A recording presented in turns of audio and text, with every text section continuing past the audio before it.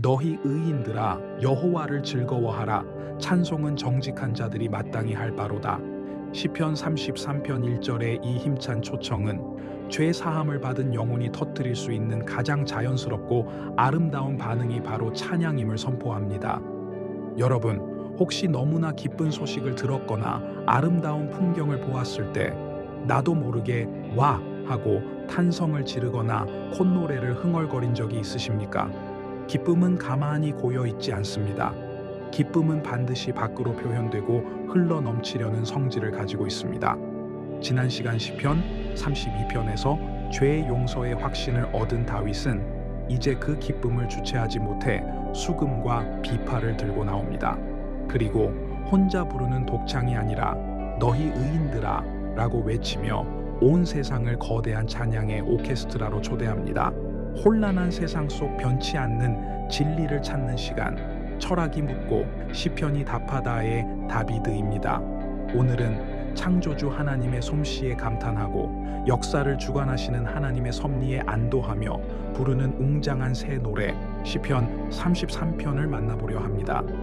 답답한 현실 때문에 입이 굳어버린 여러분에게 이 말씀이 막힌 찬양의 샘을 터뜨리는 거룩한 기폭제가 되기를 바랍니다. 오늘 봉독할 시편 33편은 표제어가 없는 시이지만 내용상 시편 32편과 쌍둥이처럼 연결되어 있습니다. 32편이 죄 사함의 개인적인 감격을 노래했다면 33편은 그 감격을 우주적인 차원으로 확장하여 창조주 하나님을 찬양합니다. 말씀으로 세상을 지으시고 지금도 불꽃 같은 눈동자로 우리를 살피시는 하나님을 신뢰하며 오늘의 성경 말씀 봉독하겠습니다. 너희 의인들아 여호와를 즐거워하라. 찬송은 정직한 자들이 마땅히 할 바로다. 수금으로 여호와께 감사하고 10줄 비파로 찬송할지어다. 새 노래로 그를 노래하며 즐거운 소리로 아름답게 연주할지어다. 여호와의 말씀은 정직하며 그가 행하시는 일은 다 진실하시도다. 그는 공의와 정의를 사랑하시며 세상에는 여호와의 인자하심이 충만하도다. 여호와의 말씀으로 하늘이 지음이 되었으며 그 만상을 그의 입 기운으로 이루었도다. 그가 바닷물을 모아 무더기 같이 쌓으시며 깊은 물을 곳간에 두시도다. 온 땅은 여호와를 두려워하며 세상의 모든 거민들은 그를 경외할지어다. 그가 말씀하심에 이루어졌으며 명령하심에 견고히 섰도다. 여호와께서 나라들의 계획을 폐하시며 민족들의 사상을 무효하게 하시도다. 여호와의 계획은 영원히 서고 그의 생각은 대대에 이르리로다.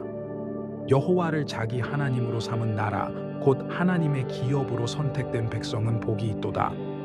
여호와께서 하늘에서 굽어보사 모든 인생을 살피시며 곧 그가 거하시는 곳에서 세상의 모든 거민들을 굽어 살피시는도다. 그는 그들 모두의 마음을 지으시며 그들이 하는 일을 굽어 살피시는 이로다. 많은 군대로 구원받은 왕이 없으며 용사가 힘이 세어도 스스로 구원하지 못하는도다.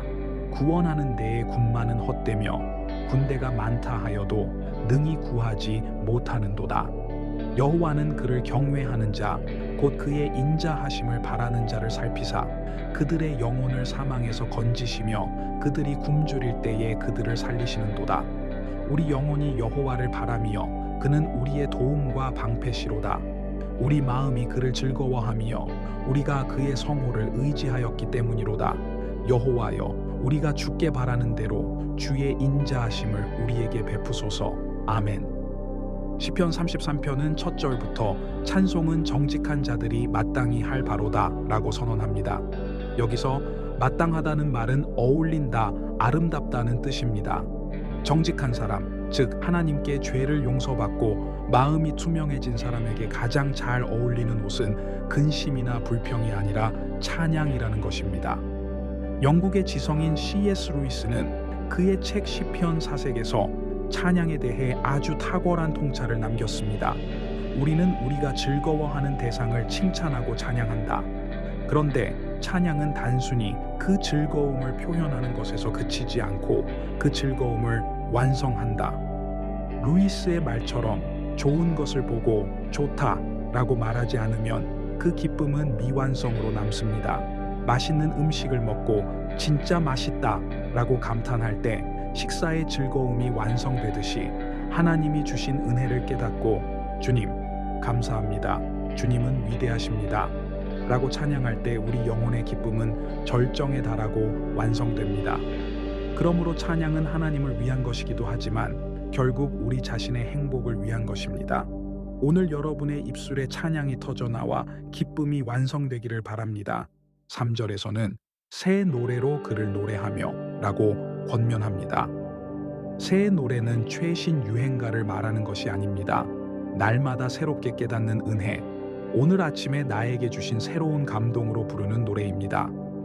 어제 부른 노래라도 오늘 내 마음이 새로워지면 그것은 새 노래가 됩니다.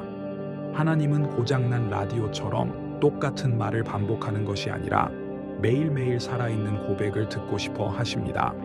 이제 시인은 찬양해야 할 이유를 조목조목 나열합니다. 첫 번째 이유는 창조의 능력입니다. 6절을 보십시오. 여호와의 말씀으로 하늘이 지음이 되었으며 그 만상을 그의 입 기운으로 이루었도다. 하나님은 땀 흘려 노동해서 세상을 만든 것이 아니라 오직 말씀과 입 기운으로 온 우주를 창조하셨습니다. 이것은 하나님의 전능하심을 보여줍니다. 여러분, 우리가 믿는 하나님은 말씀 한마디로 무에서 유를 창조하시는 분입니다. 그 능력의 말씀이 지금 여러분에게 주어졌습니다. 내 인생이 아무것도 없는 공허한 상태라 할지라도 주님이 빛이 있으라 말씀하시면 빛이 생깁니다. 이 창조의 하나님을 신뢰하십시오. 5절은 세상을 바라보는 우리의 관점을 교정해 줍니다. 세상에는 여호와의 인자하심이 충만하도다. 뉴스를 보면 세상은 온통 사건 사고, 전쟁, 미움으로 가득 차 있는 것 같습니다. 악이 충만해 보입니다. 하지만 믿음의 눈을 들어 다시 보면 아침마다 뜨는 태양, 계절의 변화, 이름 모를 들꽃 하나에도 하나님의 인자하심, 즉 헤세드가 꽉 차 있음을 발견하게 됩니다. 비관적인 안경을 벗고 믿음의 안경을 쓰십시오. 그러면 세상은 문제투성이가 아니라 하나님의 사랑이 가득 찬 선물 상자임을 알게 될 것입니다. 두 번째 찬양의 이유는 역사의 주관자이시기 때문입니다. 10절과 11절을 보십시오. 여호와께서 나라들의 계획을 폐하시며 여호와의 계획은 영원히 서고 세계 정세를 보면 강대국들의 힘겨루기와 정치인들의 음모가 역사를 끌고 가는 것 같습니다. 그래서 우리는 불안합니다. 전쟁이 나면 어떡하나, 경제가 무너지면 어떡하나. 그러나 성경은 선포합니다. 천만의 말씀, 나라들의 계획은 패해지지만 하나님의 계획만이 영원히 선다. 역사의 운전대는 대통령이나 권력자의 손에 있는 것이 아니라 하나님의 손에 있습니다. 그분이 역사의 진짜 주인이십니다. 그러므로 우리는 세상의 소란스러움 때문에 두려워할 필요가 없습니다. 하나님의 뜻은 반드시 이루어지기 때문입니다. 이 확신이 있는 사람은 12절의 고백처럼 여호와를 자기 하나님으로 삼은 백성은 복이 있다 라고 외칠 수 있습니다. 세 번째 이유는 하나님이 우리를 감찰하시고 보호하시기 때문입니다. 13절부터 15절을 보면 하나님은 하늘에서 굽어보시며 모든 인생을 살피신다고 합니다. 특히 18절은 너무나 따뜻한 위로를 줍니다. 여호와는 그를 경외하는 자, 곧 그의 인자하심을 바라는 자를 살피사. 여기서 살피다는 말은 감시 카메라처럼 죄를 찾아내려고 노려보는 것이 아닙니다. 사랑하는 자녀가 다치지 않을까, 무엇이 필요하지 않을까 세심하게 지켜보는 돌봄의 시선입니다. 아무도 나에게 관심을 갖지 않는 것 같은 외로운 순간에도 하나님의 시선은 여러분에게 고정되어 있습니다. 16절과 17절은 우리가 범하기 쉬운 착각을 깨뜨립니다. 많은 군대로 구원받은 왕이 없으며 구원하는 데에 군마는 헛되며 고대 사회에서 군대와 말은 오늘날의 핵무기나 막강한 자본력과 같습니다. 사람들은 돈이 많으면 안전할 거야, 인맥이 넓으면 성공할 거야 라고 믿으며 그것들을 의지합니다. 이것을 성경은 군마라고 부릅니다. 하지만 시인은 단호하게 말합니다. 그것은 헛되다. 헤엇되다는 말은 거짓말이라는 뜻입니다. 돈과 권력은 우리를 지켜줄 것처럼 약속하지만 결정적인 죽음의 순간이나 영혼의 위기 앞에서는 아무런 힘도 쓰지 못하는 거짓말쟁이일 뿐입니다. 우리가 의지해야 할 대상은 군마가 아니라 그 군마를 만드시고 패하기도 하시는 하나님 한 분뿐입니다. 그렇다면 성도는 무엇을 의지하며 살아야 합니까? 20절입니다. 우리 영혼이 여호와를 바라며 그는 우리의 도움과 방패시로다. 여기서 바란다는 표현은 히브리어로 하카인데 간절히 기다리다, 기대하다는 뜻입니다. 군마를 가진 자들은 군마를 믿고 서두르지만 하나님을 믿는 자들은 하나님의 타이밍을 기다립니다. 내가 발버둥치는 것이 아니라 하나님이 나의 도움과 방패가 되어 주실 것을 믿고 인내하는 것입니다. 마지막 22절은 우리의 기도로 삼기에 아주 좋습니다. 여호와여 우리가 주께 바라는 대로 주의 인자하심을 우리에게 베푸소서. 이것은 하나님, 제가 하나님을 신뢰하는 그 믿음의 분량만큼 저에게 은혜를 베풀어 주십시오 라는 뜻입니다. 하나님은 우리의 믿음을 담는 그릇대로 채워주십니다. 우리가 하나님을 작게 믿으면 작은 역사를 보지만 하나님을 크고 위대하신 분으로 믿고 바라면 그 기대만큼, 아니 그 이상의 크신 인자하심을 경험하게 될 것입니다.